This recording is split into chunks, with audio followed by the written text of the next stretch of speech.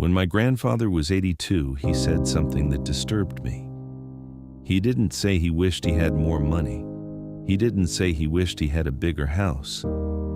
He said quietly, "I wish I hadn't spent so much of my life worrying about things that didn't matter." And then he looked at the wall for a long time.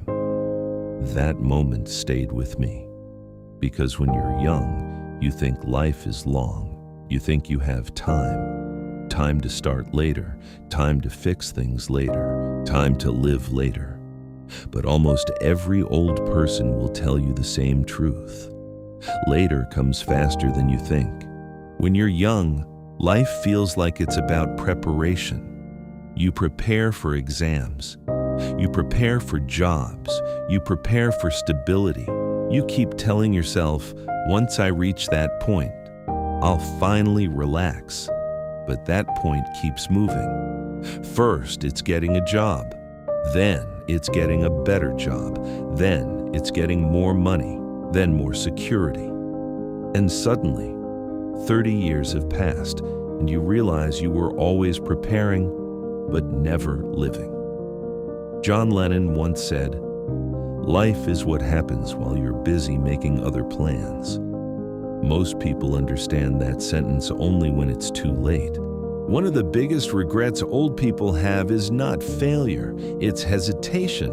It's the chances they didn't take, the words they didn't say, the risks they didn't take because they were afraid of embarrassment or rejection.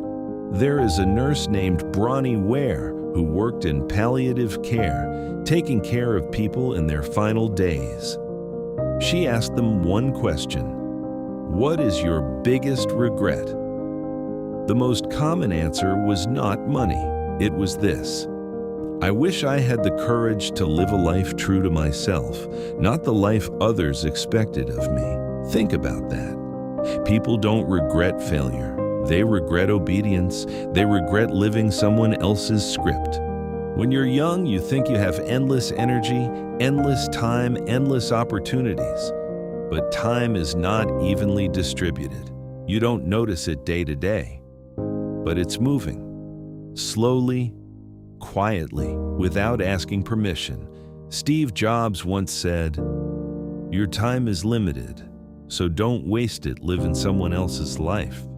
He said this after facing death himself, because when death becomes real, clarity becomes brutal. You suddenly see what mattered and what didn't, and most of the things you worried about didn't matter at all. Another thing old people realize too late: nobody was thinking about you as much as you thought. Most of your fears were illusions. You were afraid of judgment, afraid of embarrassment, afraid of failure. But the truth is, everyone else was busy worrying about themselves. The prison was never real. It was self-created. There's a quote by Seneca, a Roman philosopher: "We suffer more in imagination than in reality." Most people spend their youth imprisoned by invisible fears and only realize the prison was open all along. Old people also realize how little they needed to be happy. Not more things, not more status, not more approval, just more presence, more moments, more honesty, more time with people they loved. In the book The Psychology of Money, Morgan Housel explains that the highest form of wealth is control over your time, not your possessions, your time. Because time is the only thing that can be earned back. Warren Buffett, one of the richest men alive, once said, "I can buy anything I want, but I can't buy time." Think about that. A man with over $100 billion cannot buy one extra day, not one extra hour. And yet, young people trade their time carelessly, as if it's infinite, as if it will always be there. Another painful realization old people have is how fast everything went. It didn't feel fast while it was happening, but looking back, it feels like a blur. Childhood feels like yesterday. Youth feels like yesterday. Even middle age feels like yesterday. And suddenly, they're old. Not because they chose it, but because time never stopped moving. There's a cruel irony in life. When you have time, you don't have wisdom. When you have wisdom, you don't have time. And the space between those 2 points is your life.